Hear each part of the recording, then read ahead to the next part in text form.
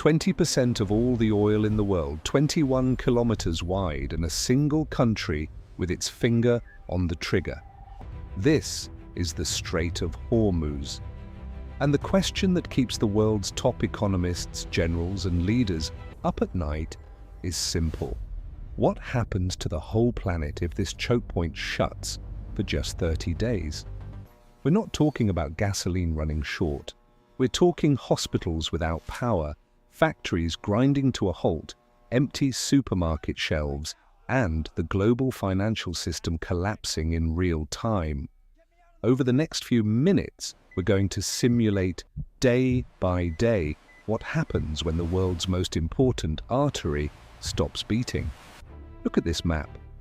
That tiny passage between Iran and Oman is the planet's most powerful choke point. Every day, 138 commercial vessels pass through this corridor. There are 2 shipping lanes just 2 miles wide each, one in, one out, separated by a buffer zone of another 2 miles. If a ship gets hit there, there's nowhere to dodge. There's no room. 20 million barrels of oil flow through every day. That's 21% of the planet's total liquid oil consumption. But it doesn't stop there. 20% of global liquefied natural gas trade, LNG, goes through here too. The countries that depend directly on this corridor are the world's biggest energy exporters: Saudi Arabia, Iraq, Kuwait, the United Arab Emirates, Qatar, and Iran itself. On the other side, the biggest buyers, China, India, Japan, and South Korea together, take in 69% of all the oil that passes through. In other words, if the strait closes, Asia goes dark. It's 6 a.m. Iran announces the closure of the strait. In the first 40 minutes, the stock markets in Tokyo, Hong Kong, and Shanghai tank. Not by a few points, by double-digit percentages. The price of a barrel of oil, which had been in the $80 range, jumps to $140 in a matter of hours. Oxford Economics has modeled this exact scenario, and the projection is oil at $140 a barrel in the first week of closure. In New York, when Wall Street opens, panic's already set in. Investors flee into gold, the Japanese yen, and the Swiss franc, the so-called safe havens. The dollar swings wildly. Pension funds around the world rack up billions in losses in real time. And at this point, the strait's been closed for less than 24 hours. Here's what most people don't get about oil. Countries don't have endless reserves. Most industrialized nations keep strategic stockpiles for 90 days. Sounds like a lot. But those reserves aren't there to keep cars on the road. They're there to keep critical industries running. Hospitals, refineries, heating systems in cold countries. In Japan and South Korea, which import nearly 100% of their oil, and much of it comes through the strait, governments declare a state of energy emergency in the first week. Auto plants start cutting shifts. Airlines cancel routes. Global maritime freight costs explode because ships that used to go through the strait now have to sail around Africa, adding 15 to 20 days of transit and brutal fuel bills. In Europe, pump prices double within 7 days. Inflation, which central banks spent years trying to tame, comes roaring back. Until now, we were talking economics. Now we're talking lives. In the second week, the first humanitarian effects show up in the most vulnerable countries. Nations in South and Southeast Asia that rely on cheap oil to generate electricity start rolling out 8 to 12-hour power cuts a day. Hospitals without backup generators halt elective surgeries. Potable water pumping systems in cities like Karachi, Dhaka, and Lagos begin to fail. The cost of diesel for food distribution trucks skyrockets. Supermarkets in the most import-dependent countries start reporting empty shelves, not because food ran out, but because there wasn't fuel to move it. The International Monetary Fund calls an emergency meeting.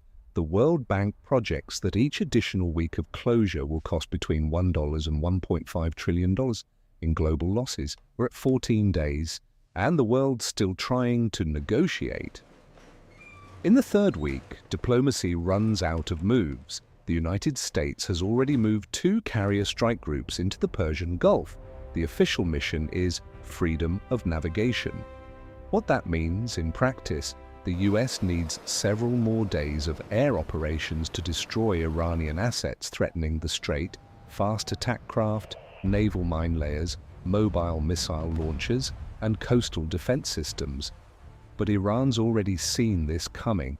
The 3 islands it controls, Qishm, Larak, and Abu Musa, are armed to the teeth with anti-ship missiles and underground bunkers. Any military operation to reopen the strait would be slow, costly, and bloody. China and India, the corridor's 2 largest oil buyers, lean on Washington diplomatically not to escalate. They don't want war, they want oil. Geopolitical tension between Washington and Beijing hits its highest level in decades.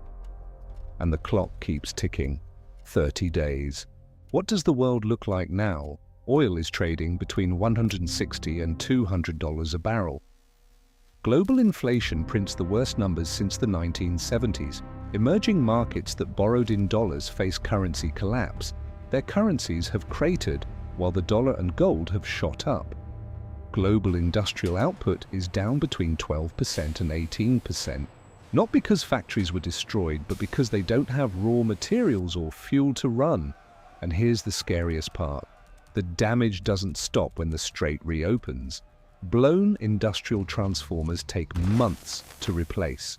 Long-term LNG contracts have been broken. Supply chains that took decades to build have been emergency rerouted, and they don't snap back easily.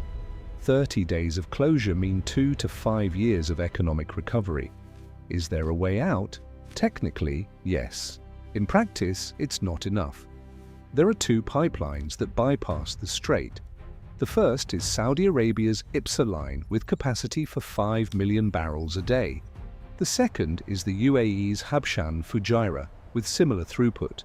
Together, they can divert at most 5.5 million barrels a day.